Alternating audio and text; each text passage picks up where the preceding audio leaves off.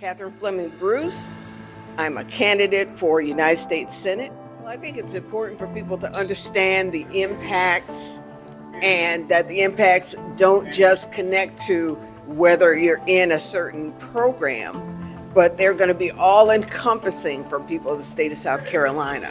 So he talked about grocery stores being impacted by people not having SNAP money to spend.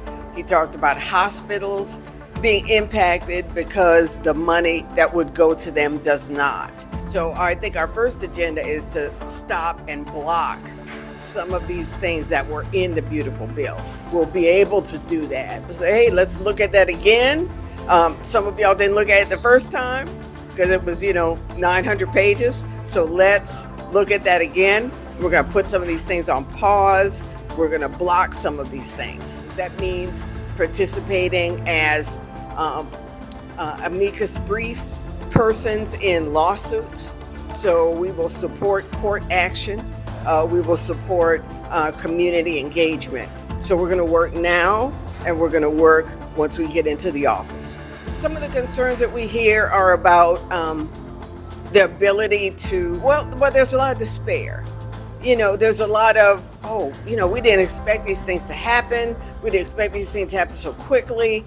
We're seeing everything that our fathers and mothers fought for in the civil rights movement, everything that, if we had people in World War II and going to fight for freedom and justice and democracy, we're seeing these things being dismantled. But some people are turning that into action, so people are participating in the No Kings activity.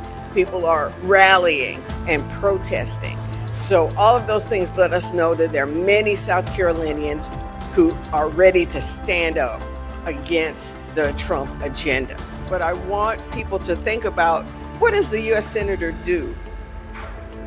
How do they work with the state legislators? How do they work with the mayors?